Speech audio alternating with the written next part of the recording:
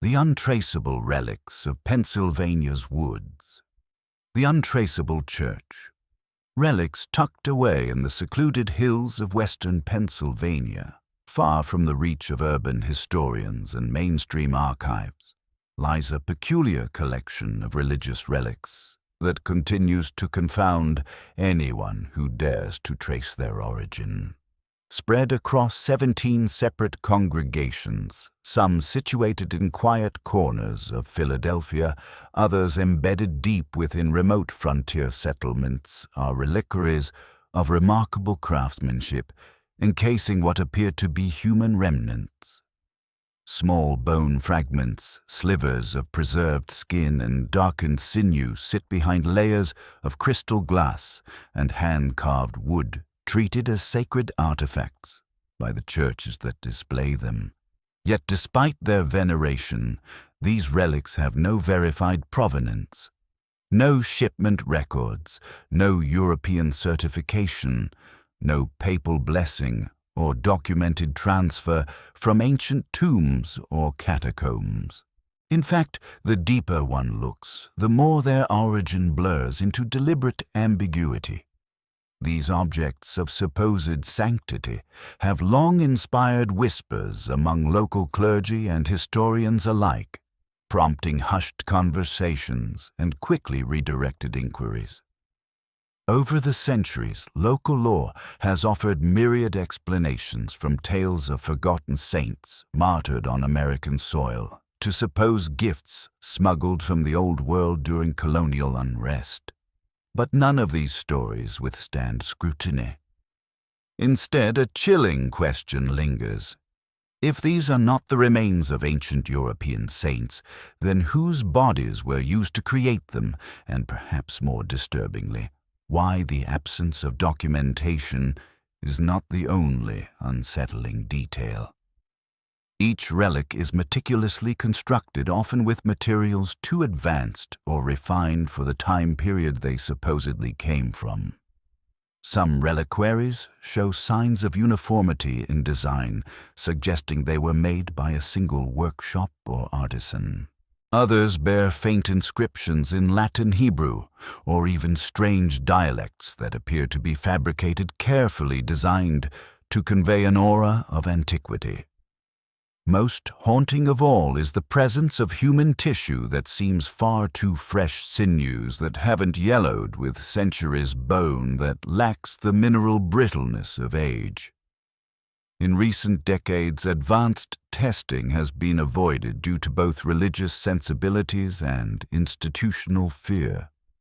The relics have become too integral to the churches that house them, their origins too sacred or too dangerous to examine. Even so, modern historians with access to confidential archives have begun to suspect something unholy, something closer to sacrilege than sanctity. For buried deep in the archives of the Philadelphia Historical Society lies a sealed manuscript, a manuscript said to contain first-hand testimonies not just about these relics, but about the unspeakable horrors that led to their creation. As this dark history begins to unravel, it becomes increasingly clear these relics were not brought from overseas, nor inherited from apostolic tradition. They were manufactured, locally, methodically, and at the cost of human lives. The untraceable relics of Pennsylvania's woods, the 73 disappearances and their sanctification.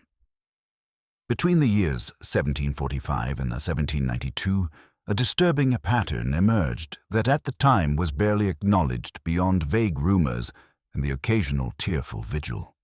73 individuals, men, women, and children, vanished without trace from rural communities scattered throughout Pennsylvania. These weren't aimless wanderers or nameless drifters. They were devout citizens, churchgoers, and in the most unsettling cases, orphaned children under church protection. Each of them in life had reputations for piety, kindness, or spiritual devotion. Their disappearances were rarely investigated with rigor, as such vanishings were all too common on the rugged American frontier. Wild animals, treacherous terrain, and hostile encounters with other settlers or native tribes often served as convenient explanations. But over time, a chilling detail began to surface. After their disappearance, these individuals were posthumously declared saints by certain local religious leaders. In an age where sainthood was traditionally reserved for European martyrs and scripturally venerated figures, this sudden bestowal of sanctity upon common colonial citizens was both radical and suspect. Churches that previously adhered to strict Protestant modesty began displaying relics said to be associated with these new saints. The faithful were told that these individuals had lived lives of such profound virtue that they had been taken directly by God. Some even claimed to have seen visions or received divine messages confirming their elevated status.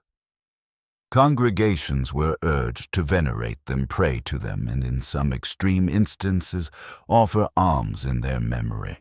These gestures, though couched in religious language, had very real consequences. Church attendance surged, donations increased, and prestige among rival congregations soared. But behind the spiritual theatrics was a calculated deception.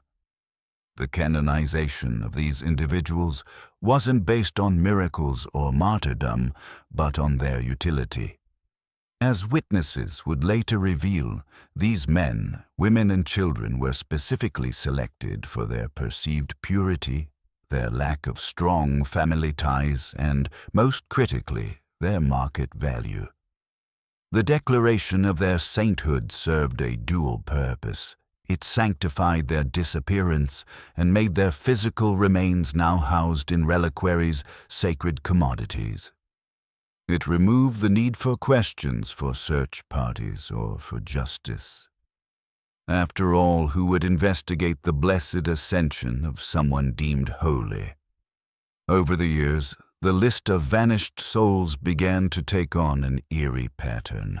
Entire communities remembered the kind widow who healed the sick, the young orphan with eyes full of heaven, or the preacher whose prayers could move hearts. All disappeared, all sanctified, all soon followed by the arrival of a new relic in a nearby church. Even as whispers swirled about how convenient these canonizations had become, the religious establishment tightened its grip. Doubters were dismissed as blasphemers. Clergy who questioned the pattern were quietly reassigned or discredited. And so the machinery of this quiet horror rolled on, fed by faith, fueled by fear, and shielded by the unquestioned authority of the Church. By the time the truth began to surface, it had already been too late for dozens of innocent souls who had unknowingly become the raw material of false sanctity. The untraceable relics of Pennsylvania's woods, the sealed testimony, and the Whitmore revelation.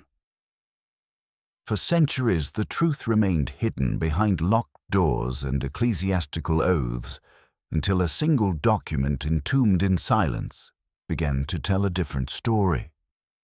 Within the Philadelphia Historical Society lies a sealed manuscript so potent in its implications that it has long been restricted from public access, accessible only to those with the highest levels of clearance and discretion. This document, yellowed with age and bound in iron-clasped leather, contains the testimonies of 3 eyewitnesses, each of whom encountered a dark secret buried within the very heart of Pennsylvania's religious establishment. What they described was not hearsay or conjecture, but a direct account of the macabre truth, a family-run workshop that had, over the course of nearly 50 years, systematically transformed human corpses into holy relics. At the center of this revelation is the Whitmore family workshop, an otherwise unassuming structure located on a 12-acre property in Chester County. On the surface, it was a timber-framed building known for producing high-quality religious artifacts: altar boxes, chalices, intricately carved Bible covers. Ministers and church elders from all over the region commissioned their most sacred objects from Nathaniel Whitmore, the patriarch of the family, and a man widely regarded as a paragon of piety and craftsmanship. But the truth was far more disturbing. Behind the polished wood and engraved symbols of faith lay a system of ritualized desecration. Bodies were not merely interred, they were processed, transformed, rendered into objects of devotion, and all of it was done in the name of God. The testimonies, taken separately but bearing eerie consistencies, describe how human remains were preserved using a combination of imported European embalming methods and local innovations. Limbs were boiled and treated with herbal salves. Bones were bleached and shaped. Flesh, when not consumed by decay, was tanned and used to line the insides of reliquaries or sewn into sacred pouches embroidered with golden thread. But it was not merely the mechanics of this process that horrified the witnesses. It was the calm, almost reverent manner in which it was done. The Whitmores were not ghouls driven by insanity. They were methodical, composed, and deeply convinced of their righteousness. They believed they were filling a divine void in Protestant America, a void left by the lack of tangible holy relics. According to the sealed manuscript, the Whitmore enterprise remained unknown to the public due to the complicity and fear of those involved. Ministers who purchased relics chose silence over scandal. Parishioners who questioned too much were reassured, redirected, or removed. And as the body count rose, so did the prestige of the churches receiving these artifacts. The process became self-reinforcing belief. Begot miracles, miracles begot demand, and demand begot more victims. It was a sacred economy, with human life as its currency. The manuscript concludes with a chilling statement that what had been uncovered was merely a portion of a much wider operation, one that extended through networks of church leadership, artisans, and spiritual gatekeepers. It warned that unless brought fully into light, this darkness would remain embedded in the very structures it had helped build. For those few who have read it in full, the implication is clear. The relics adorning church altars across Eastern America were not gifts from saints, but trophies of a silent slaughter, one carried out, not by heretics or heathens, but by the most trusted hands of faith. The rise of the Whitmore Empire. The Whitmores settle in Chester County. In 1742, amid the religious migration waves that swept across the Atlantic, the Whitmore family arrived in the American colonies from England, settling quietly in the rolling hills of Chester County, approximately 30 miles west of Philadelphia. At a time when Pennsylvania was still a young and expanding colony, this area offered the perfect balance between connection to established cities and the freedom of frontier life. The region was dotted with modest farms, dense forests, and scattered religious communities representing various Protestant denominations. The land was fertile and the population was devout, driven by a sense of spiritual purpose and the hunger for stability in an uncertain new world. It was into this environment that the Whitmores inserted themselves with impeccable timing and unnerving precision. Nathaniel Whitmore, the family patriarch, was a tall, severe-looking man with an air of calm authority. His grey eyes and neatly trimmed beard gave him a distinguished presence, while his hands, scarred but skillful, spoke of years spent mastering the delicate craft of religious ornamentation. Presenting himself as a skilled artisan, Nathaniel quickly gained favor among the wealthier congregations in the area. He offered custom religious items that far surpassed the rudimentary objects typically found in frontier churches. His chalices were gilded, his altar boxes intricately carved, and his Bible covers reinforced with imported metals and luxurious finishes. The quality of his work earned him not just commissions, but trust, something that would prove far more valuable in the years to come. The family's home, like their reputation, was modest but solid. A timber-framed two-story structure surrounded by dense woods, it featured large windows that let in generous daylight, a detail that both flattered Nathaniel's work and concealed its darker uses after nightfall. It was here that ministers and church elders would visit, sitting in the well-lit front room while examining samples of his work, never suspecting that just a few steps away, preparations were being made for something far more sinister. This duality, public piety and private darkness, became the cornerstone of the Whitmore family's existence. Elizabeth Whitmore. Nathaniel's wife was a woman of refined silence. Slender, composed, and eerily serene, she managed the household and 4 children with the precision of a watchmaker. Neighbors admired her grace and her dedication, though some whispered of her coldness and unusual stillness in conversation. While Nathaniel presented himself as the family's spiritual and economic figurehead, it was Elizabeth who enforced the internal discipline that kept their operation hidden. The children, Thomas, Mary, Sarah, and the youngest William, were raised in this climate of exacting expectation and emotional restraint, learning early that obedience was not only expected but demanded. The family regularly attended Sunday worship at the Harmony Meeting House, a local Quaker gathering. Their presence there was understated and consistent. They spoke rarely, but with conviction, delivering brief testimonies during silent worship that left an impression on fellow congregants. In time, they became known as an exemplary family, quiet, devout, and industrious. And while their neighbors admired their discipline and religious commitment, no one ever questioned what lay behind their impeccable appearances. In an era when the frontier demanded self-reliance and religious dedication was seen as a moral shield, the Whitmores were trusted completely.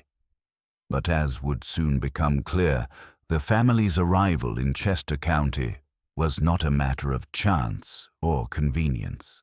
It was deliberate, strategic. And the land they claimed, the home they built, the workshop they erected was not simply a place of business or worship. It was the foundation for something horrifying, something unprecedented, a sanctuary not for the sacred, but for the profane. The rise of the Whitmore Empire, a reputation built on craft and deception. By the mid-1740s, Nathaniel Whitmore had achieved what most artisans of the colonial frontier could only dream of. He was in high demand, across counties, respected by church authorities, and seen as a man of both faith and excellence. His workshop, nestled discreetly among the trees of his Chester County property, had become a beacon for ministers and elders seeking not only functional religious tools, but objects imbued with aesthetic reverence. His communion plates shimmered with hand-polished care. His altar boxes bore symbols carved with theological precision. His chalices and crosses, often trimmed with imported gold leaf or rare woods, lent a regal air to even the humblest congregations. In an era when churches sought to distinguish themselves through more than doctrine, when the appearance of sanctity could bolster attendance, donations, and influence, Whitmore's services were more than appreciated. They were essential. But while Nathaniel's work elevated him in the public eye, it also served as a mask, a carefully curated veil beneath which darker ambitions were taking root. By 1745, the workshop had grown beyond a simple family enterprise. Nathaniel had taken on 2 apprentices, Jacob Miller, the orphaned son of German immigrants, and Peter Collins, a quiet and reserved young man from a poor Philadelphia family. These boys, selected not only for their talents, but for their vulnerability, would serve dual purposes in the Whitmore plan. On the surface, they learned the art of craftsmanship, how to plane wood-carve religious symbols, blend varnishes and pigments. But beneath the surface, they were carefully kept away from the locked cellar doors and nighttime activities that defined the true soul of the enterprise. Outwardly, the Whitmores lived in what appeared to be quiet dignity. They hosted visiting clergy with warm bread and herbal tea. They maintained a clean, orderly home. Their children were seen helping in the garden, studying scripture, or assisting at community events. Elizabeth, ever the serene matron, handled household affairs and correspondence with flawless courtesy. Thomas, the eldest, worked at his father's side, learning the visible trade. Mary and Sarah were entrusted with financial records and social obligations, appearing at church gatherings and assisting their mother. Even William, the youngest and strangest of the brood, was tolerated, despite his curious habits of wandering alone in the woods and returning with specimens of birds, insects, and herbs that he preserved with eerie focus. His parents, far from scolding him, encouraged this pursuit under the guise of scientific curiosity. This outward image of industrious piety gave the Whitmores extraordinary insulation. No one suspected them. In fact, many sought their approval invitations to their home or opportunities to purchase their work. Ministers praised Nathaniel's spiritual insight, quoting his sayings from the pulpit. Some even wrote letters to European contacts, boasting of this American craftsman who brought beauty to their congregations. It was during this time that Nathaniel began planting the first seeds of theological manipulation, gently suggesting to trusted ministers that relics so prevalent in Catholicism held spiritual power that Protestant churches lacked. Always careful not to appear doctrinally heretical, he framed these thoughts in terms of sacred remembrance and spiritual inspiration. Ministers eager to increase the awe and reverence of their flocks listened. Thus, Nathaniel Whitmore's dual legacy began to take shape. Above ground, he was a model of moral labor, a patriarchal craftsman steeped in quiet holiness. Below ground, literally and figuratively, he was becoming something else entirely, a man who would take the devout and transform them into merchandise, who would shroud murder in the language of liturgy. And all the while, his reputation grew, not despite the deception, but because of how flawlessly it concealed the truth. The rise of the Whitmore Empire. The first disappearance. Mary Collins. It was a bitter evening in late autumn of 1740 when Mary Collins made her final journey through the frost-hardened back roads of Chester County. A devout Quaker woman of 43, Mary was well known and well loved within the local community. Her gray-streaked hair, modest garments, and time-worn hands spoke of a life dedicated to service, particularly to the poor and the sick.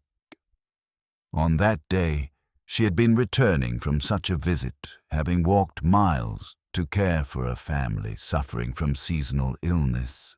She was by all accounts the embodiment of quiet holiness, her presence comforting her prayers, healing her devotion, unquestioned.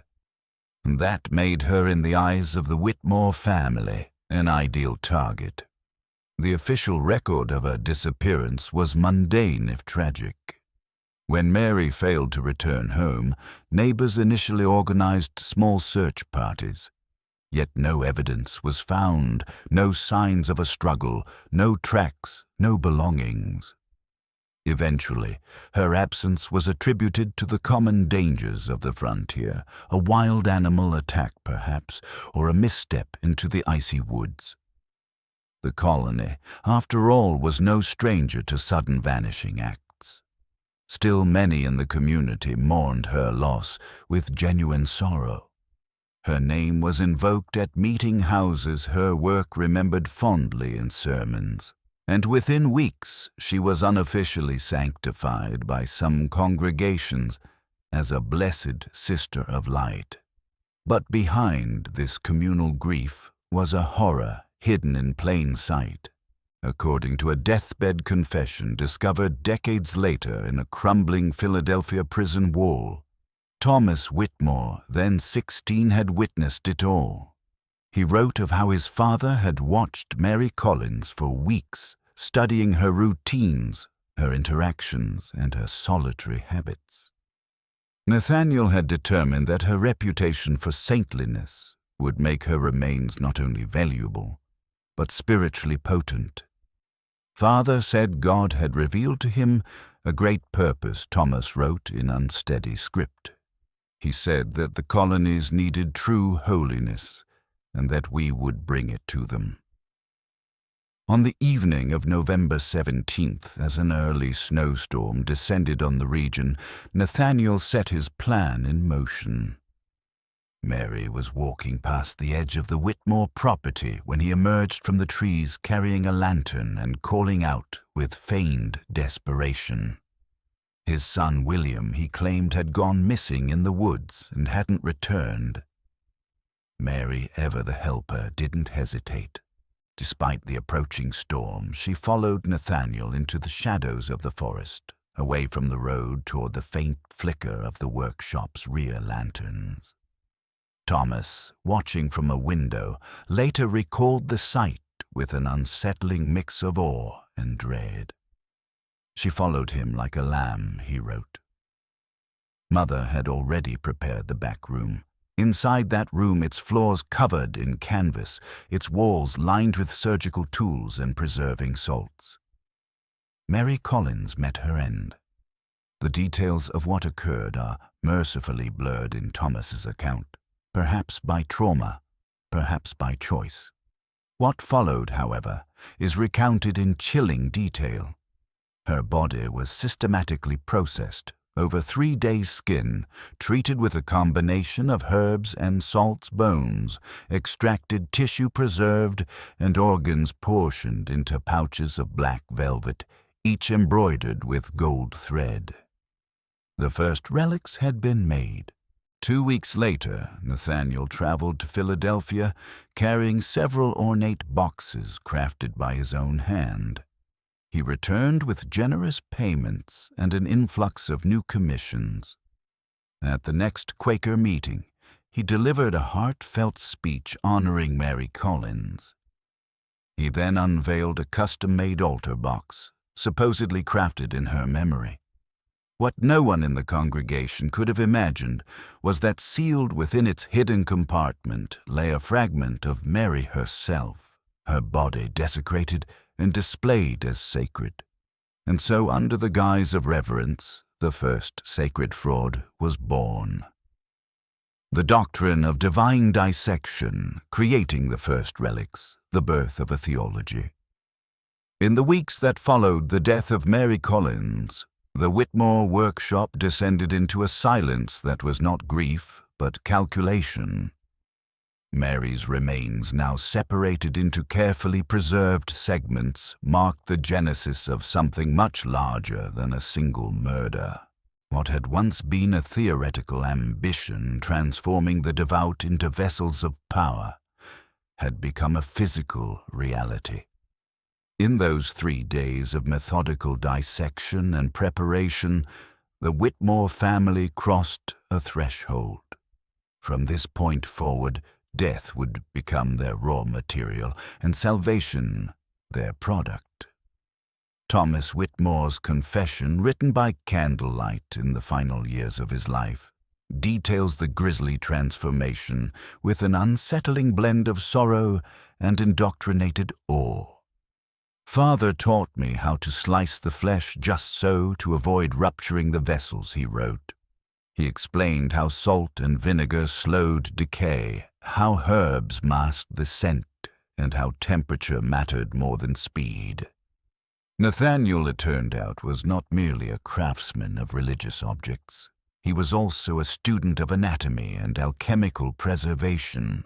His journals, long since lost or destroyed, were rumored to contain notations copied from European medical texts, particularly those banned by church authorities for their unnatural curiosities. From these studies, Nathaniel devised his own formulous concoctions that preserved human tissue in lifelike condition for months or even years. Elizabeth, for her part, assumed control over the presentation of the remains. Using black velvet and gold thread, she sewed small pouches that could hold fingers, knuckles, dried muscle, or curled strands of hair. Each pouch bore a hand-stitched symbol of a cross or holy flame symbols that would in time convince worshippers that they were holding fragments of divine origin.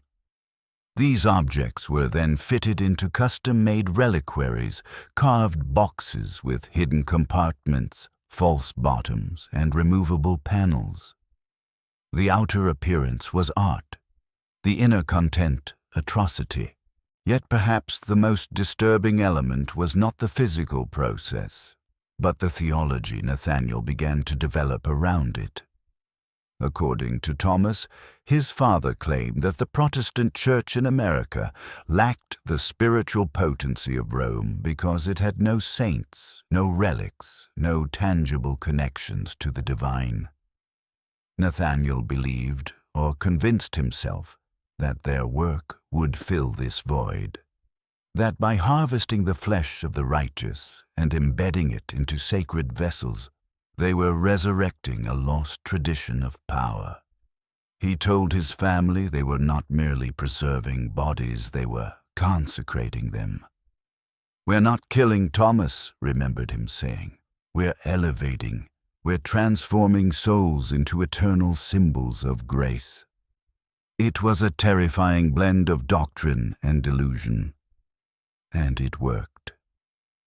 Soon, word spread among certain congregations of miraculous events. Parishioners claimed to be healed after touching the altar box dedicated to Mary Collins. A child who had suffered from seizures reportedly found peace after praying near it. Ministers whispered that the presence of the relic seemed to lift the spirit of the congregation. None questioned its authenticity. How could they? The work was too beautiful, the loss of Mary too fresh, the allure of miracle too intoxicating. In this way, the Whitmore's first victim became their proof of concept. The success of the relic not only validated their methods, but opened the door for expansion. Nathaniel realized he didn't need to justify murder to the outside world, he only needed results. The faith of the people would do the rest. It was here that the line between faith and fraud disappeared, entirely swallowed by a new form of worship, one built on blood, veiled in velvet, and sanctified by silence. The doctrine of divine dissection. The relics multiply. A hidden trade grows by early 1746. The transformation of Mary Collins into a relic had already begun to reshape not only the Whitmore family's internal dynamics, but also their external ambitions. What started as an experiment cloaked in spiritual justification was now proving itself to be a viable trade, one with immense demand, high profitability, and minimal resistance. Encouraged by the response to Mary's memorial altar box, Nathaniel Whitmore wasted no time in expanding his reach. In the months that followed, he made frequent trips to Philadelphia, carrying with him beautifully crafted containers whose sacred appearances masked horrifying contents. And with each trip he returned with more commissions, more money, and more requests for special items imbued with divine energy. Churches were eager for artifacts that could inspire belief, heal the sick, and distinguish their sanctuaries from others. Rumors of miraculous events began to circulate through religious networks, accounts of a woman who recovered her voice after holding a bone fragment during prayer, of a man who walked again after kneeling before a wooden relic box. These stories, never officially documented but passed by word of mouth with growing urgency, fueled the burgeoning market. The Protestant ministers, many of whom had long wrestled with their tradition's lack of physical symbols, now saw an opportunity to harness what had once been exclusive to Catholicism, relics' power, and spiritual spectacle. Nathaniel, recognizing their eagerness, played his part carefully. He never offered relics directly. Instead, he allowed rumors to flow, subtle implications to linger until the ministers asked, quietly, nervously, for what they thought he might be able to provide. And so a silent trade flourished. By 1750, the Witmore workshop had grown significantly. What was once a simple timber structure was now a two-level facility with additional rooms, a back extension, and a fortified cellar, accessible only to Nathaniel and his eldest son, Thomas. 5 apprentices worked under the family's instruction, each one limited to the visible labor of crafting beautiful religious items. These young men never saw the back rooms, never suspected that the floor beneath their feet housed an assembly line of death and preservation. As the visible business expanded, the shadow operation did as well. More victims were selected, often individuals on the margins of society, traveling preachers, elderly widows, the deeply devout who lived alone. Their disappearances were either ignored, explained away, or attributed to common dangers like illness, wild animals, or native attacks. The Whitmores, who were respected pillars of the community, were never suspected. Elizabeth managed the finances with icy precision, laundering profits through legitimate trade contracts and real estate acquisitions. The daughters, Mary and Sarah, maintained correspondence with distant churches and crafted narratives to accompany each relic. These stories, often embellished with visions, sufferings, and pious acts, were designed to cloak the relic in sanctity. Nathaniel referred to them as testimonies of holiness, but they were in truth fiction-crafted myths to elevate murdered victims into saint-like figures whose bones and flesh could be sold as spiritual catalysts. Meanwhile, William, still a boy, but increasingly strange, spent more time in the workshop's dark corners, observing the preservation process with disturbing interest. He was fascinated by how different tissues responded to various chemicals, how skin could be stiffened or softened, how muscle turned supple under the right mix of salt and oil. His parents encouraged this curiosity, mistaking or perhaps deliberately mislabeling it as scientific inquiry. It was during this phase that the Whitmores stopped seeing themselves as criminals or even as heretics. In their minds, they were the architects of a new spiritual order, offering proof of divine power to a continent hungry for meaning. The churches, willingly blind to the origin of their blessings, became eager clients in a marketplace built on silence and sanctimony. And so, through a blend of craftsmanship, secrecy, and murder, the Witmore family became the unseen hand behind a growing number of miracles. Miracles that had nothing to do with heaven and everything to do with hell, disguised in holy light. The doctrine of divine dissection, the disappearances fade, and the theology evolves. As the years pressed forward into the 1750s and 1760s, the haunting vanishing of Mary Collins was quietly buried in the collective memory of Chester County. New births, marriages, harsh winters, and expanding settlements consumed the attention of the frontier communities. In a land constantly teetering between survival and expansion, absence was often a fact of life. People disappeared into forests, across rivers, onto the roads leading west, and explanations were rarely pursued beyond what felt comfortable or convenient. The Whitmores, who had once been the quiet witnesses to the first orchestrated disappearance, now found themselves emboldened by this social forgetfulness. Their operation expanded not out of desperation, but out of strategic opportunity. As long as their victims were carefully chosen, they could proceed without consequence. The family began refining their methods of selection. While early targets like Mary Collins had been selected primarily for their perceived spiritual purity, the new approach added a layer of pragmatism. They now also looked for those who would not be missed.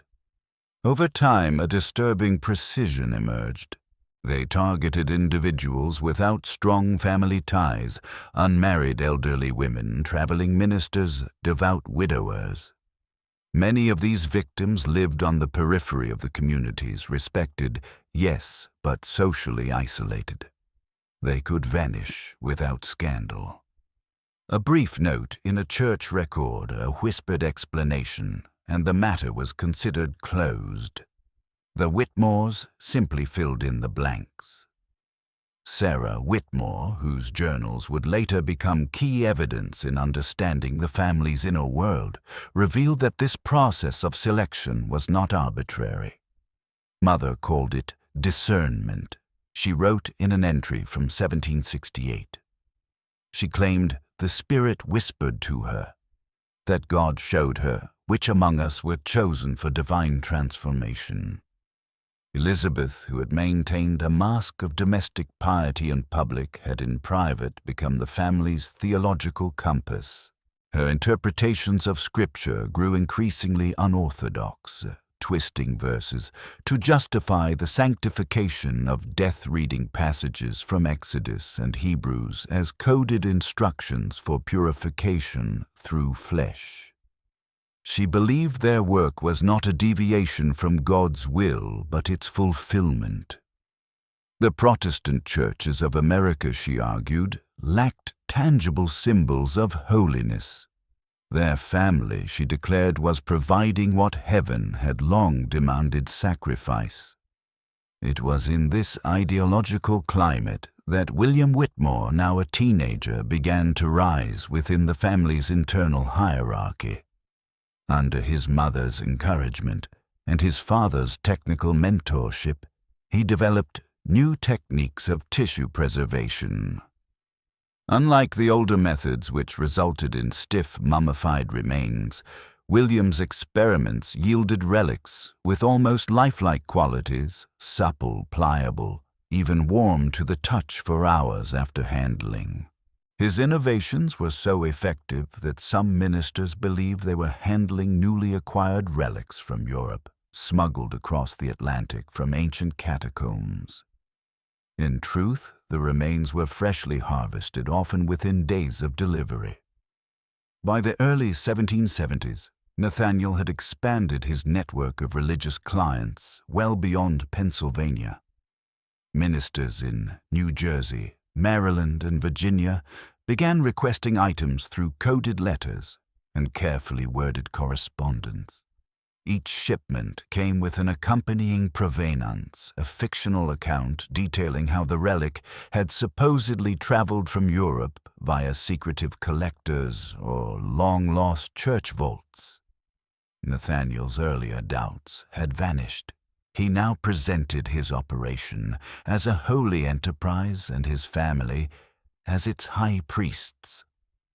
The basement beneath the workshop transformed from a place of horror into what they called the sanctum, a holy site, where the bodies of the devout were transfigured into instruments of God's will.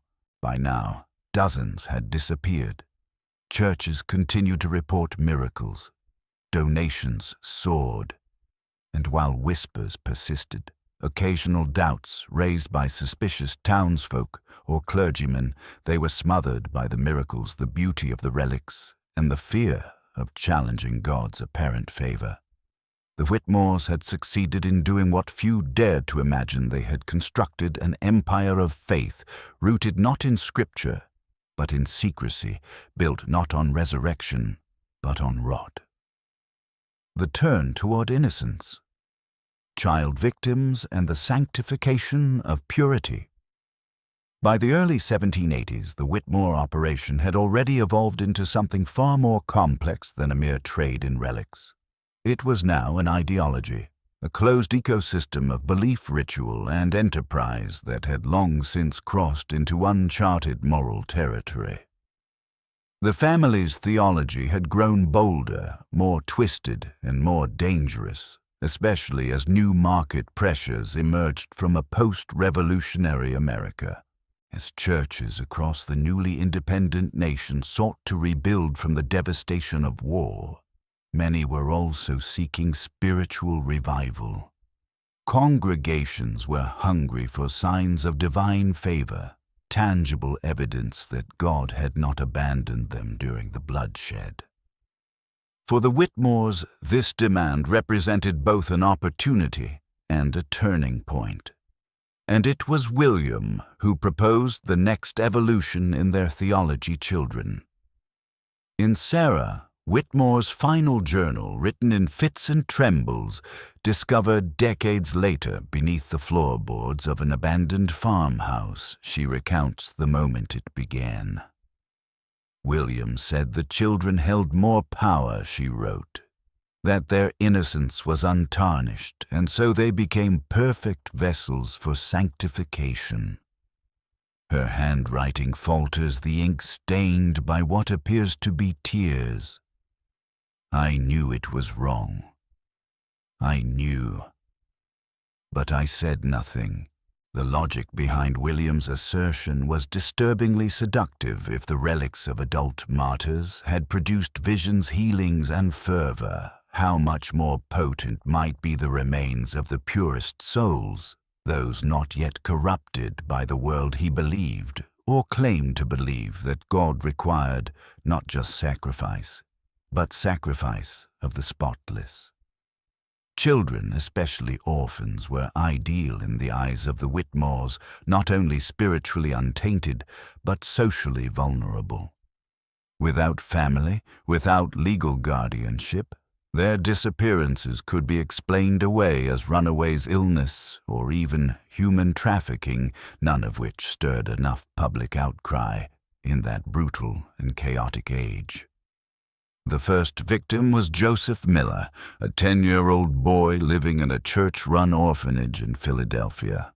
He had lost his parents to smallpox the previous winter and had become something of a spiritual mascot for the institution, leading prayers, comforting younger children, singing hymns with a clarity that made adults weep. One day, he vanished. A brief investigation followed. Staff assumed he had fled, as so many orphans did, to the streets or the countryside. But weeks later, a small Episcopal church in eastern Pennsylvania announced the acquisition of a relic said to be the preserved heart of a child martyr. The relic, it was claimed, had performed miracles, fevers broken overnight, crippled limbs, strengthened infant illnesses cured. Attendance surged, donations quadrupled, and so the pattern repeated itself. Between 1782 and 1785, at least 16 children disappeared from communities within a day's ride of the Whitmore property. The victims were carefully chosen orphans, abandoned children, or the offspring of destitute families. Churches receiving their remains were told vague but convincing stories of European saints whose names were obscure enough to escape scrutiny. The relics, sold for 5 times the price of adult remains, justified by their rarity and spiritual potency. William, now fully in charge of the preservation process, pushed boundaries, further developing methods that allowed entire limbs to be displayed without decomposition. His skills earned awe from clients who never knew what they were truly handling. By this time, the Whitmores were flush with wealth and confidence. Land was acquired. New business ventures were open to launder funds. Ministers from Virginia to New York quietly competed for access to Nathaniel's supply.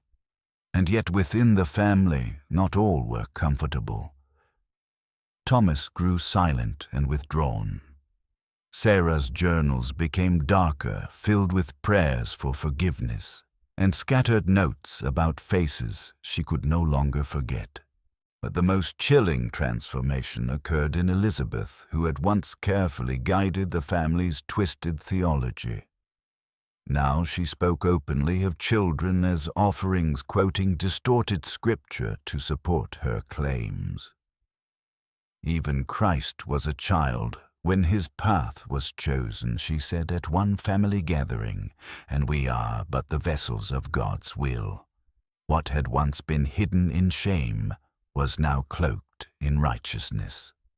The line between faith and horror had long since vanished, and with every relic sold, every church that rejoiced at a miracle, they grew bolder.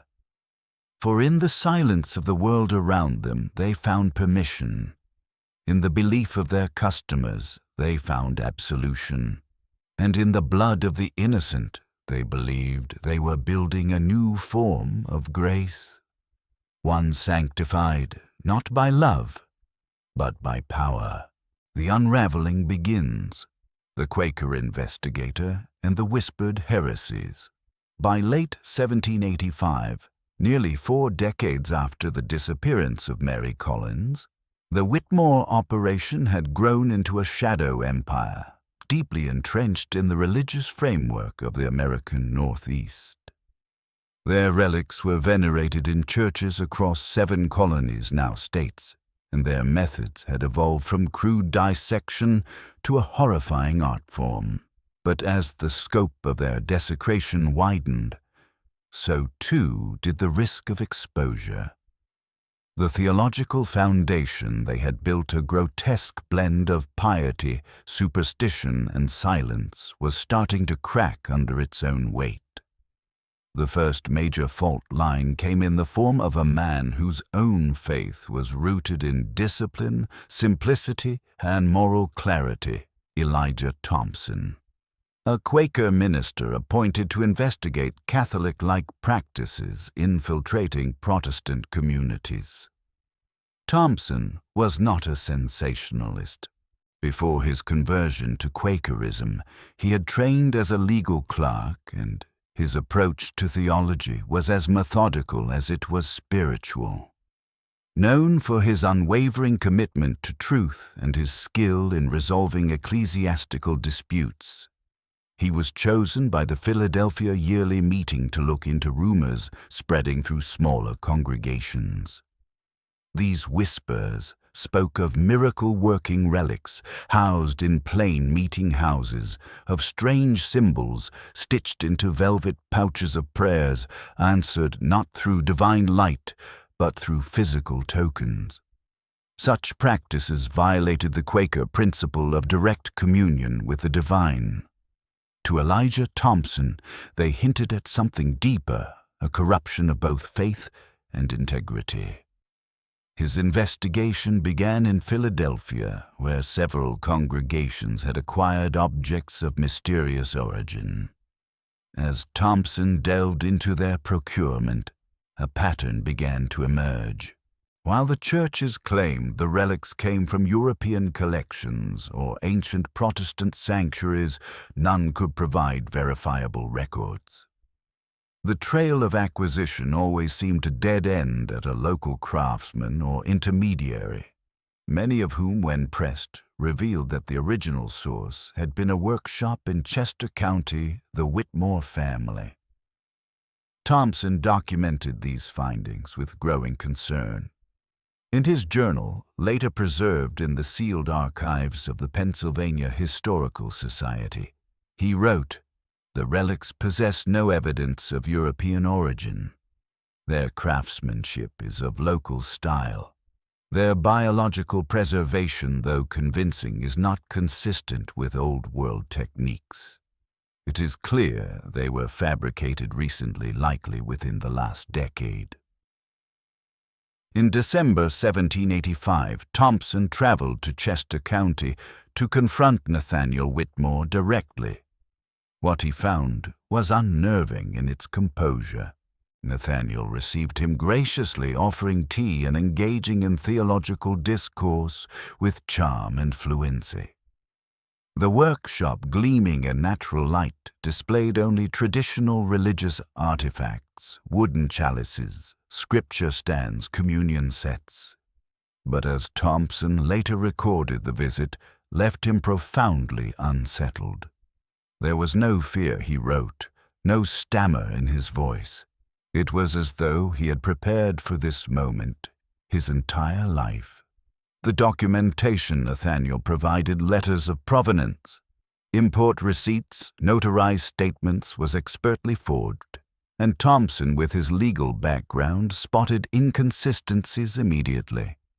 But knowledge is not proof.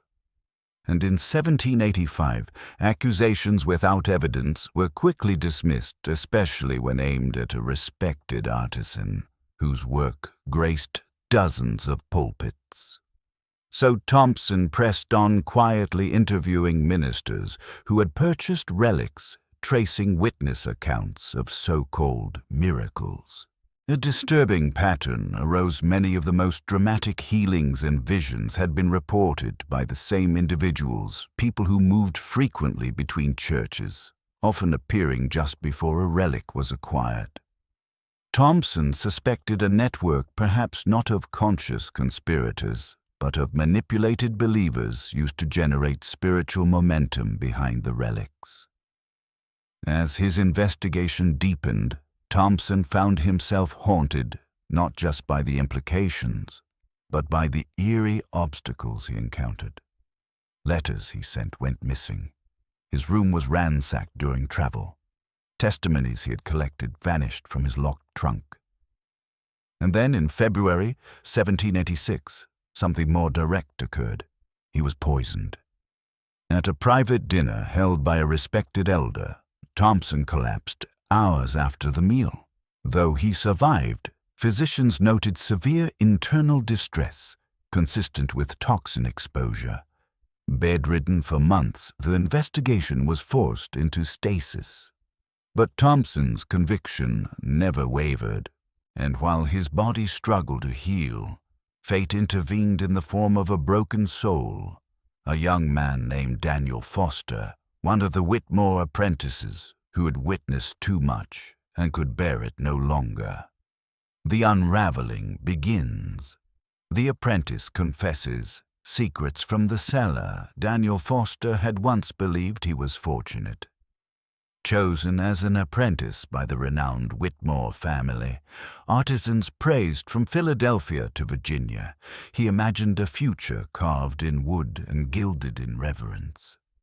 Like the others before him, Daniel was drawn in by the family's outer shell of sanctity, the soft-spoken patriarch, the elegant craftsmanship, the serene home where every window seemed to glow with holy purpose. But what he would discover within that house, and what he would later confess, would tear away the veil and expose a nightmare too meticulously constructed to be accidental.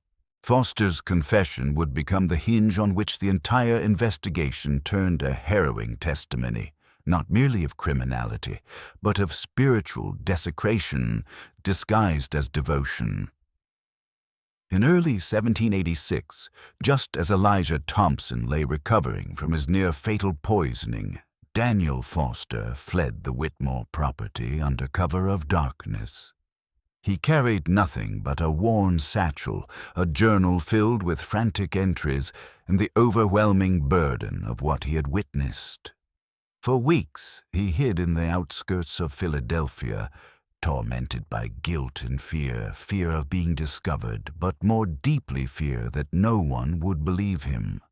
But eventually he sought out Thompson, whose reputation for integrity had reached even the isolated workshop where Daniel had once worked. Their meeting, held in a locked back room of a Quaker bookshop, lasted nearly 5 hours.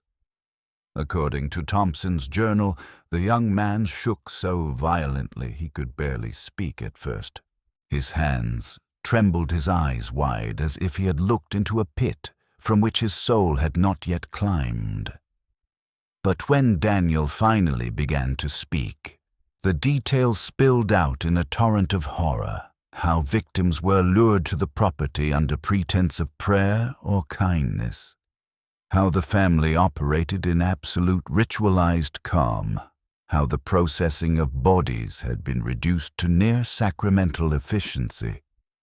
Most damning were the descriptions of the underground chamber. Daniel recounted in vivid detail the cellar beneath the main workshop, a hidden sanctum accessible only through a disguised trap door. In that chamber, bodies hung like slaughtered livestock from iron hooks. The stone floor was designed to drain fluids through carved channels. Tables bore surgical tools arranged with reverent care, scalpels, bone saws, preservation knives, all crafted not by butchers, but by religious artisans. Chemical jars lined the shelves, each labeled in Nathaniel's precise script: tinctures of salt, alcohol, clove oil, and rosemary for preservation, waxes and powders for mummification. Foster described how he was slowly introduced to this reality, first through odd tasks. Prepare this pouch. Don't ask what's inside, then, with witnessing preservation procedures and eventually by participating under supervision. They called it holy work, he wrote in his journal. They prayed before and after. They laid hands on the corpses, like they were blessing them. One particular memory shattered him: the body of a young girl, no more than 12, suspended in the cellar. Her heart had been removed and placed into a gold-inlaid container that was later sent to a church in New Jersey. Her name was never recorded.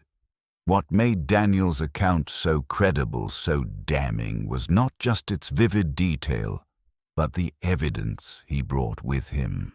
His journal, kept in secret for months, contained names, dates, descriptions of victims, and diagrams of the workshop layout.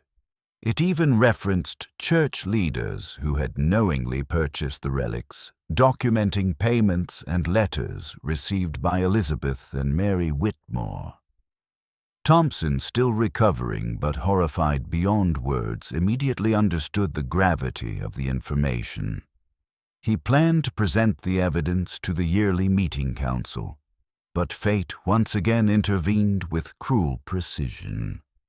The night before his formal presentation, Thompson's home was set ablaze. The fire gutted the study, consuming the journal, the notes, and all written evidence.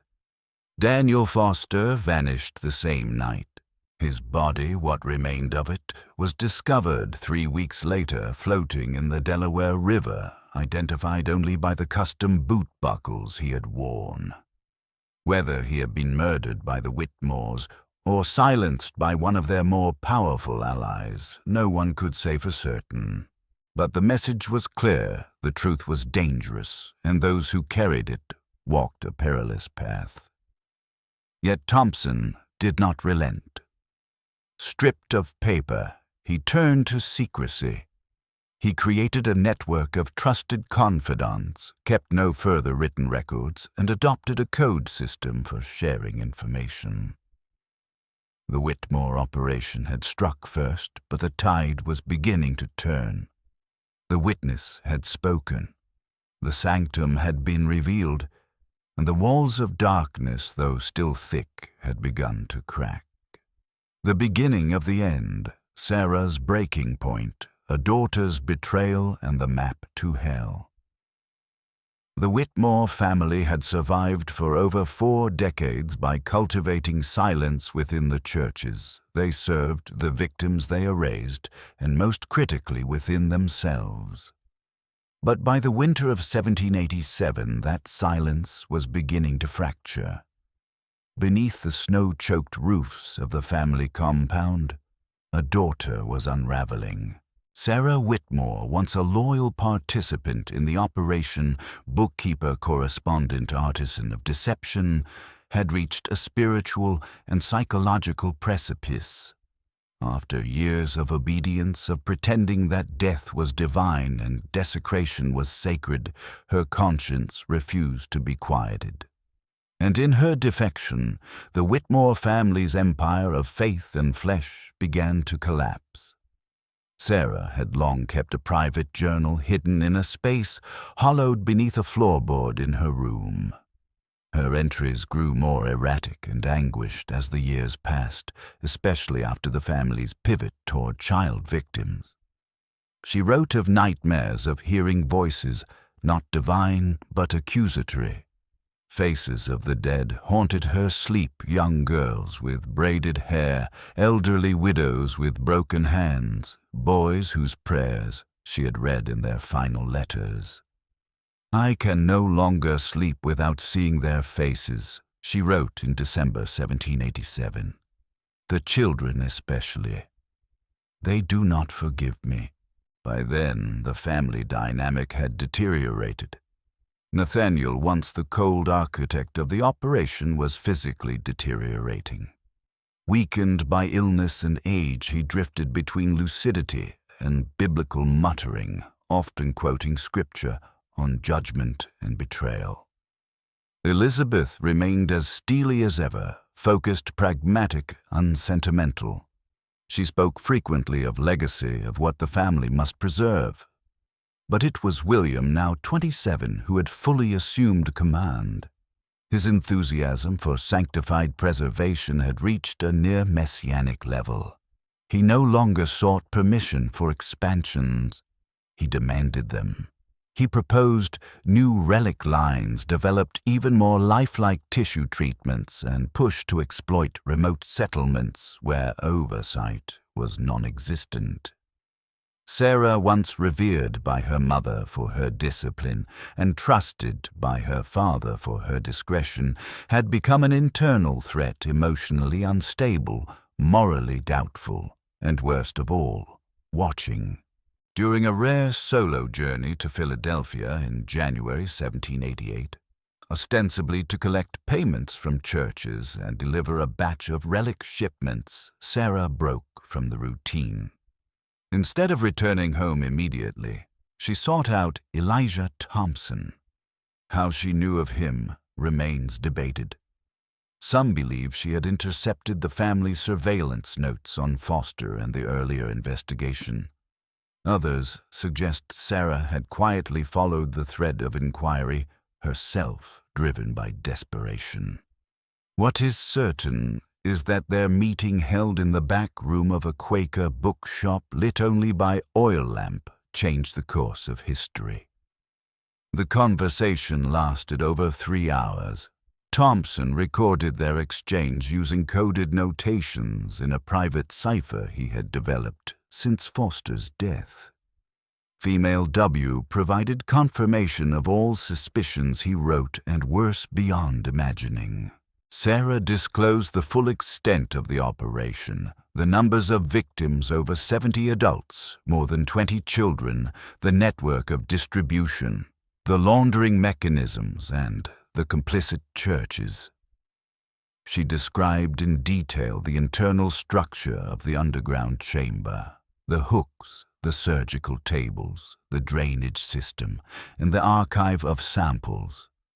One piece from every processed body stored and labeled for future reference. She drew a map of the compound, marking the trapdoor, hidden compartments, and the secondary storage site, a long-abandoned mineshaft at the edge of the property, converted years earlier to house overflow materials. But her most damning revelation was the ledger.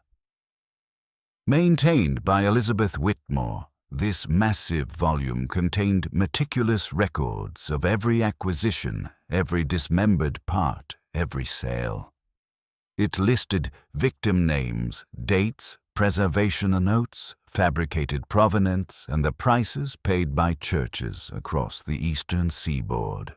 This ledger, Sarah explained, was kept on a central table in the archive room beneath the workshop. If recovered, it would serve as irrefutable evidence, a death toll written in ink blood and ecclesiastical ambition. "I know I condemn myself by revealing these things," Sarah reportedly told Thompson. "I expect no mercy in this world or the next. But the children's faces give me no peace. I cannot let more innocence feed my family's ungodly work." Recognizing the magnitude of what had just fallen into his hands, Thompson made immediate arrangements to hide Sarah among trusted Quaker contacts. He dared not return her to the compound, but that act of compassion would set into motion the final, irreversible confrontation. For back at the workshop, the Witmore family realized Sarah was missing, and in the mind of William burning with betrayal, the reckoning had begun. The beginning of the end, the final confrontation, fire snow and the trap door. Below February 13th, 1788. A snowstorm was howling across Chester County, blanketing the countryside in a relentless white veil, as if the land itself was trying to smother the sins it had silently borne for decades. But the storm would not be enough not to stop what was coming. Beneath that wind-lashed sky, Elijah Thompson and 6 armed men pressed forward through knee-deep drifts, their lanterns flickering against the freezing air, guided by a hand-drawn map provided by Sarah Whitmore. Their destination, the Whitmore family compound. Their mission, uncover proof, recover the ledger, and dismantle the most blasphemous operation ever embedded within American religious life. Sarah's betrayal had not gone unnoticed. When she failed to return, the family quickly sensed the nature of her absence. Thomas, the eldest son, reportedly wept. Nathaniel, weakened by illness and perhaps guilt, quoted scriptures about Judas and divine punishment. Elizabeth remained focused, listing the evidence that needed immediate destruction. But it was William burning with the fury of a prophet betrayed who demanded action. He suggested they track Sarah and silence her. When the family hesitated, he and Elizabeth initiated a rapid evacuation of the most damning items.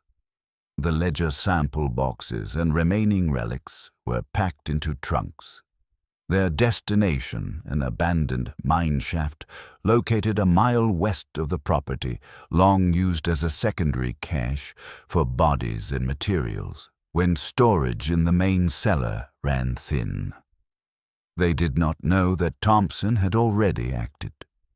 Refusing to delay despite the storm, and fearing the Whitmores would destroy the evidence, he pushed forward with his small but determined force.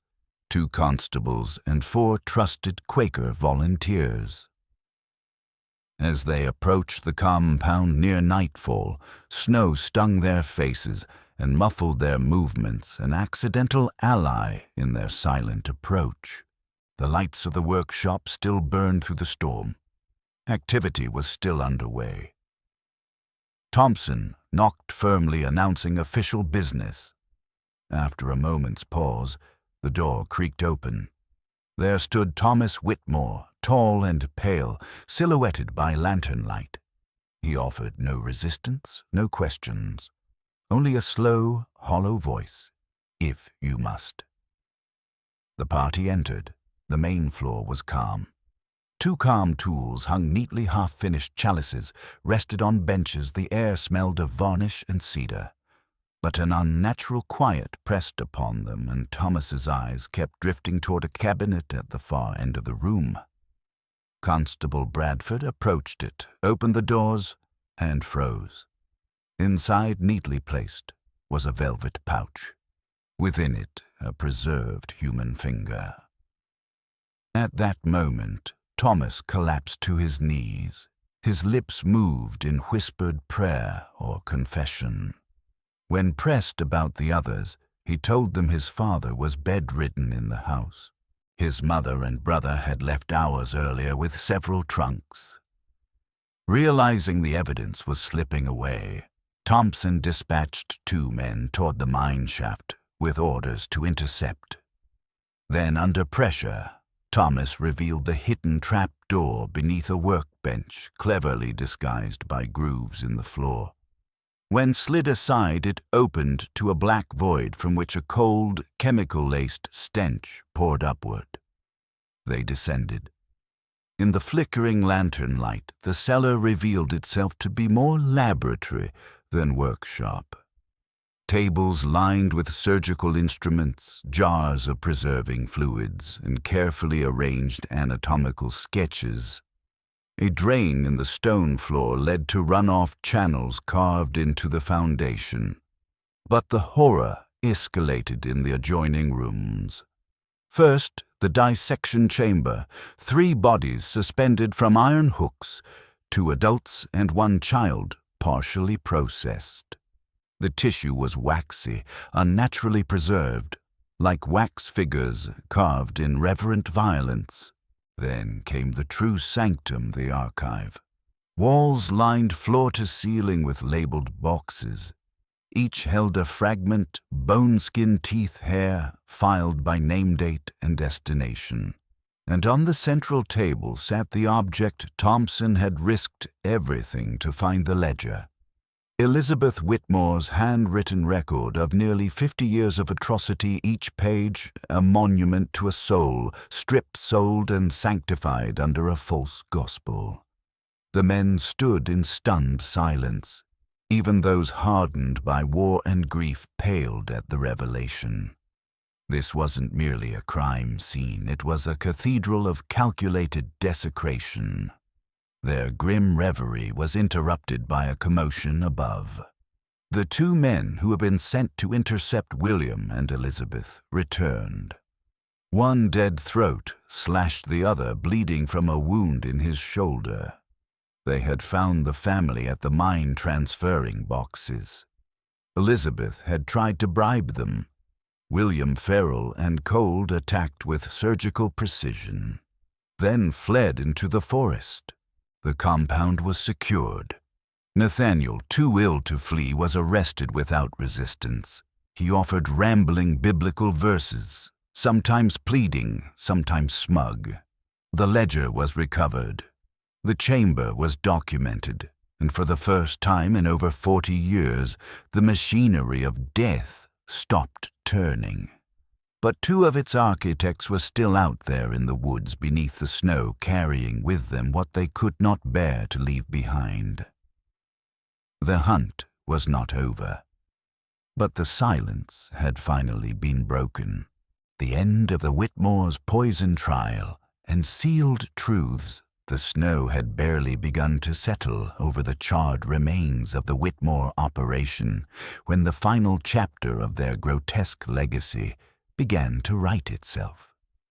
With the ledger in hand and the underground sanctum exposed, civil and religious authorities could no longer deny what had festered for nearly half a century beneath a facade of holiness. But the most dangerous pieces of the puzzle, Elizabeth and William Whitmore, were still loose. disappearing into the Pennsylvania wilderness with relics, evidence, and knowledge capable of shaking the moral foundation of an entire nation. Their escape didn't last long. 3 days after the raid, a search party discovered a crude hunting cabin 12 miles from the Whitmore compound, nestled deep within a stand of old-growth pine. Smoke no longer rose from its chimney. The door hung ajar. Inside, the scene was still cold and ritualized.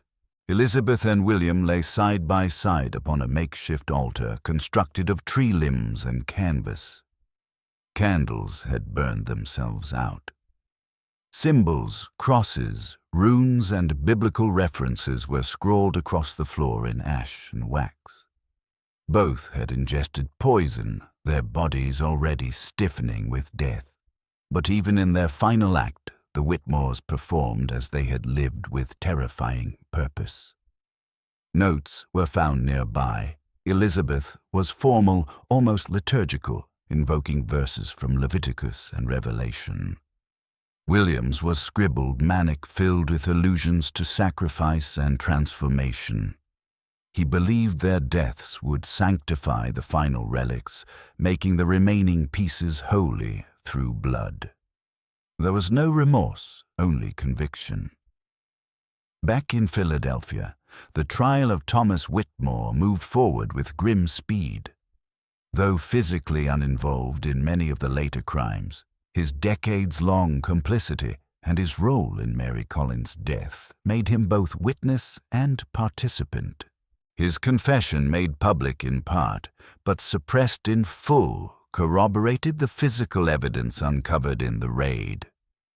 The courtroom remained closed to the general public. The facts of the case were deemed spiritually incendiary, too dangerous to allow unchecked dissemination. Judges, jurors, and clergy deliberated in secrecy. On May 7, 1788, Thomas was hanged. His final words, recorded by a prison chaplain, were simple: "God may forgive me, but I never will." Yet the most complex dilemma facing both state and church was not about the guilty, but about the sacred. What was to be done with the hundreds of relics already distributed to churches? The ledger revealed a staggering network. 43 congregations across 7 states had unknowingly, or in some cases, willfully accepted human remains into their sanctuaries. These items had been placed in altars, reliquaries, even beneath pulpits. They had inspired miracles, conversions, and large donations. If the truth became public, it would not only undermine confidence in the relics themselves, but in the spiritual authority of the churches that displayed them. After weeks of closed-door meetings, a controversial decision was reached. According to a memorandum authored by Judge William Bradford and sealed for a century, the priority would be the preservation of spiritual confidence among the faithful. The relics would not be publicly condemned. Instead, churches were privately informed of their origins and given 2 options: quietly surrender the remains for Christian burial in unmarked graves, or manage their removal in secret. No official record of which churches cooperated was ever released. But Thompson's final report notes chillingly that at least 17 churches chose neither option. They kept the relics fully aware of what they were. The justifications varied. Some claimed that the miracles these relics had inspired proved divine approval regardless of origin. Others feared that removing them would collapse their congregation's trust. A few were purely pragmatic, acknowledging that attendance and donations had surged since acquiring the relics. The line between faith and fraud had blurred so completely that not even the truth could cut through it. Thompson, disgusted but undeterred, created a private registry of every confirmed victim in the Whitmore ledger. It included names, dates, and, when known, the current resting place of their remains. His hope was that someday when the truth could be born, these souls would be remembered not as relics, but as the murdered. This document was hidden within the sealed records alongside Sarah's map, Foster's fragmented journal, and Thomas's full confession. As for the Whitmore compound itself, it was burned to the ground weeks later. The fire was deemed accidental, but locals whispered that it had been intentionally set by officials who had seen what lay beneath and could not bear for it to remain. The land was later sold parcel by parcel to families unaware of its history, and so the physical traces of the operation were scattered. But what lingered was more haunting, the question of how many still worshipped before altars built upon human flesh. How many churches carried in their sanctuaries a fragment of a victim mistaken for a miracle? The answers, it seemed, would remain buried just like the truth. Legacy and repression. Legacy and repression. The long silence and its ghosts. When the final embers of the Whitmore compound were extinguished, the authorities believed they had erased not only a place, but a memory. What followed was not just a cleanup, it was a deliberate, calculated erasure of history. For over a century, the horrifying truths uncovered beneath the soil of Chester County would remain sealed away, entombed in locked archives, and buried beneath the weight of institutional silence. No plaques were raised, no sermons preached repentance, no official acknowledgments were made. The story of the Whitmore family, its victims, its atrocities, and the churches that benefited was scrubbed from public consciousness with the same obsessive thoroughness that Elizabeth had once used to scrub bone. In 1788, the consensus among both religious and civic leaders was clear: the people must never know. It was a sentiment echoed in Judge William Bradford's confidential memorandum marked for executive eyes only. In it, he warned that exposing the truth risked unraveling the very fabric of early American moral life. We determined that the faithful should be protected, he wrote, from knowledge that might devastate their spiritual foundations. To ensure this protection, all records relating to the case, including the ledger testimonies correspondence and even architectural sketches of the underground chamber, were sealed in the Historical Society of Pennsylvania under strict legal restriction. Every person involved in the investigation was bound by written oath to maintain silence for no less than 100 years. But erasure does not mean forgetting. For generations, fragments of the story survived not in history books, but in rumor. Whispers echoed in church basements, old letters passed among aging clergy, and most persistently in the very buildings that had once housed the relics. Parishioners noted odd energies, strange occurrences, or feelings of discomfort near certain altars. A few clergy newly assigned to old churches found objects locked in safes or hidden within walls, wrapped in velvet and bearing name tags in unfamiliar handwriting. Some destroyed them quietly. Others preserved them out of fear or curiosity. Most simply looked away. The veil of silence began to slip in 1879, 91 years after the initial investigation, when a fire broke out in the Philadelphia courthouse archives. During restoration efforts, damaged boxes were mistakenly opened, and their contents included in regular court filings. A clerk, unaware of the nature of the material, uncovered several pages of Thomas Whitmore's deathbed confession and a fragment of Sarah's map. The content was disturbing enough to catch the attention of a local journalist from the Philadelphia Inquirer. The resulting article, published on November 17, 1879, exactly 134 years after Mary Collins's disappearance, set off a brief but sensational storm. The article described a secret cult of relic merchants blending half-true details with Gothic flair. Though it lacked access to the sealed records and exaggerated some claims, it captured the public's imagination. For weeks, church attendance dropped, and ministers across the state were flooded with questions. The reaction from church leaders was swift and unrelenting. The story was denounced as anti-religious slander, a fabrication designed to undermine faith. Under pressure, the Inquirer retracted the story. The journalist who had written it quietly resigned. And just like that, the silence resumed. But not everywhere. Over the following decades, obscure references to the Whitmore affair continued to surface, always veiled, always incomplete. A line in a forgotten diary, a sermon vaguely warning against false relics, a pastor's notes questioning the provenance of a saint's finger bone that bore surgical precision uncharacteristic of medieval tools. Historians occasionally stumbled across discrepancies in relic records, but without access to the sealed documents, they could go no further.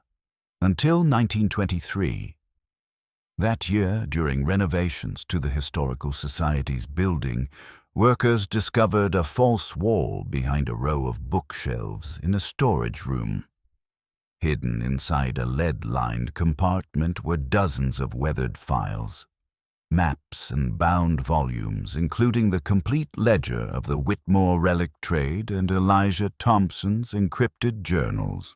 Based on the contents, it appeared Thompson himself had hidden the materials, fearing that official channels might one day destroy them. The director of the Historical Society, at the time a man of rare courage, chose to preserve the collection. But fearing public backlash, he implemented a policy of confidential cataloging. The materials were relabeled under an innocuous classification and access, restricted to qualified researchers with written institutional sponsorship. It would be another 40 years before any academic studies referenced the materials directly.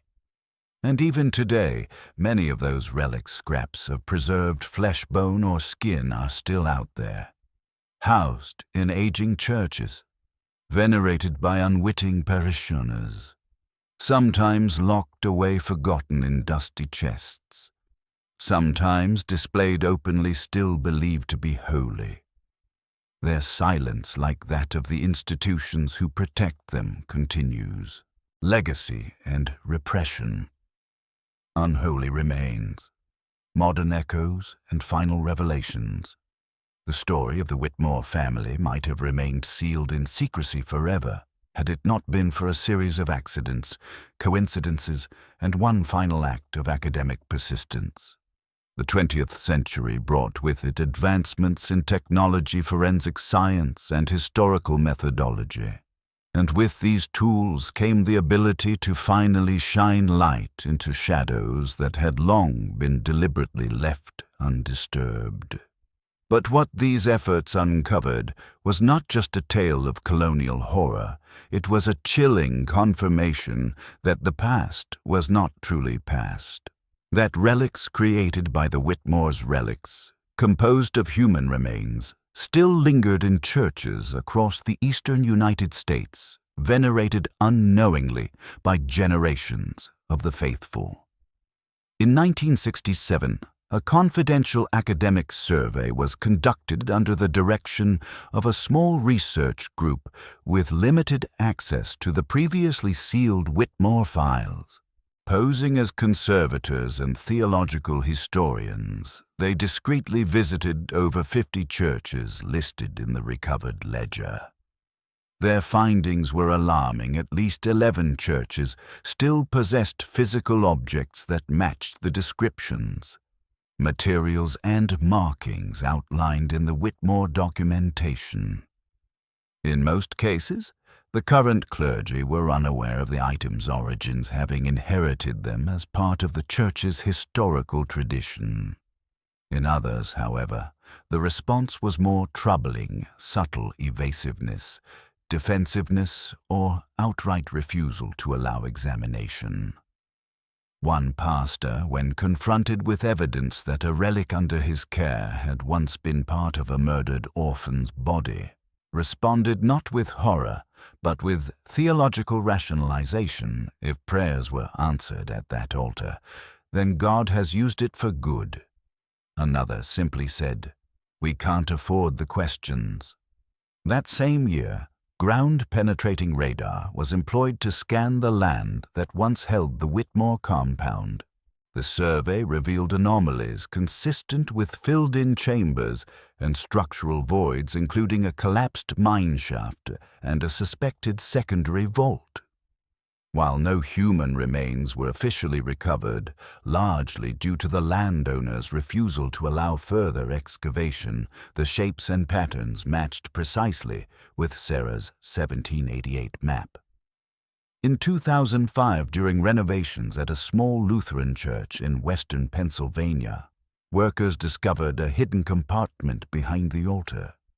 Inside was a velvet pouch containing preserved tissue and a letter dated March 1788, bearing the Witmore seal.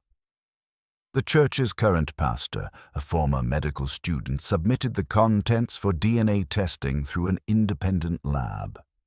The results confirmed what he feared: the sample was human child tissue preserved unnaturally well.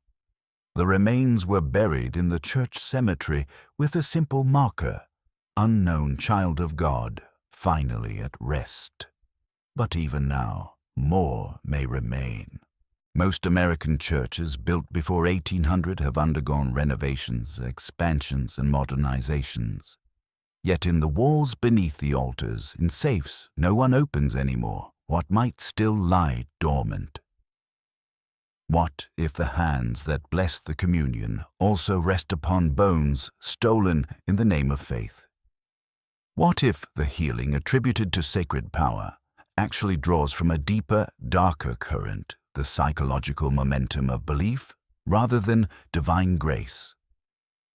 The Whitmore case forces us to wrestle with not only history, but the moral ambiguity of miracle. If people were healed, if lives were changed, does the truth matter? For some, the answer is yes, the truth always matters. For others, the comfort of belief is too valuable to exchange for the discomfort of reality.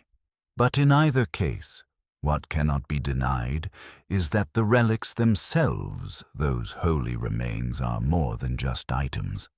They are crimes, fragments of extinguished lives, pieces of murdered bodies, and they still exist in glass cases, in church vaults, in reliquaries passed down as heirlooms.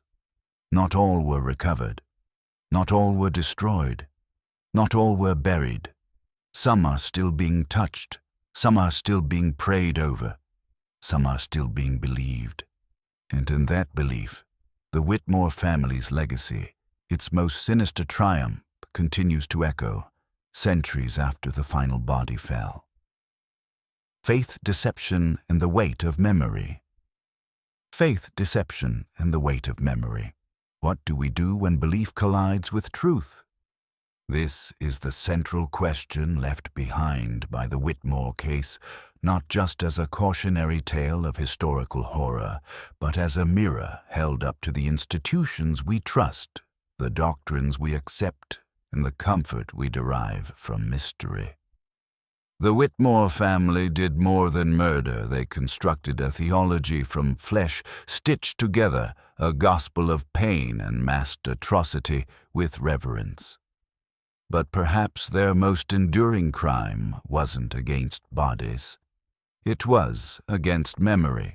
To understand their legacy is to understand how power, belief, and silence intertwine. For nearly half a century, they operated with near impunity. Not because they hid well, but because no one dared to look. Churches hungry for proof of holiness accepted relics with stories too miraculous to question. Clergy faced with disappearances defaulted to natural explanations or divine mystery, and the community survivors, neighbors, apprentices remained quiet.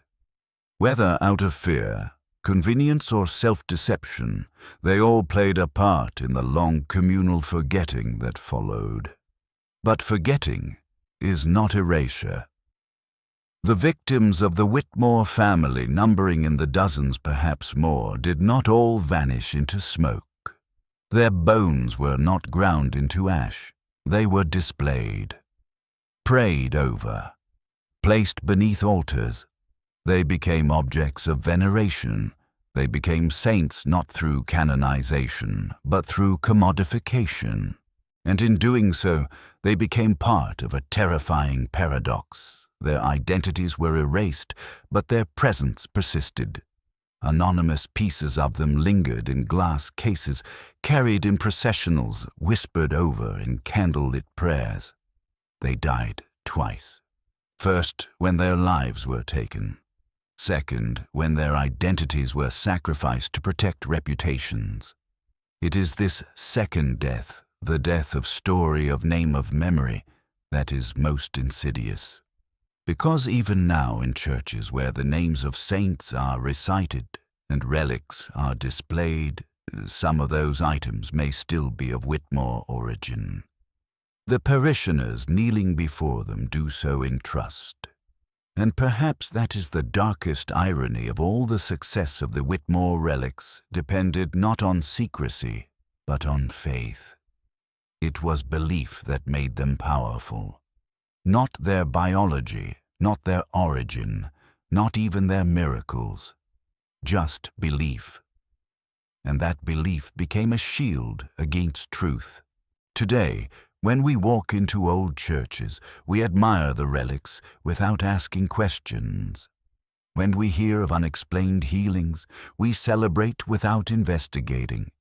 We want the sacred to be tangible. And the Whitmores understood this. They weaponized that hunger. They offered the physical form of faith packaged in wood and velvet, and the world said yes. Perhaps the most haunting lesson of the Whitmore story is not how evil operates in secret, but how easily it can masquerade as good. How atrocity can hide behind scripture, how violence can adopt the voice of holiness, and how institutions built to preserve virtue can become unknowing sanctuaries of sin. But there is a way forward, and it begins with remembering, not the miracles, not the myths, but the people, the victims, the lost, the erased. It begins with asking questions even when the answers are uncomfortable. It begins with opening the sealed records, naming the nameless, and refusing to let silence have the final word. Because in remembering them, we do something the Whitmores never did. We honor them as human. And in doing so, we remind the world that no institution, no church, no belief system is above truth. The next time you kneel in a pew, light a candle, or place your hand upon an old relic, ask yourself, whose story is this? And if the answer is silence, listen harder. Sometimes the dead are still speaking.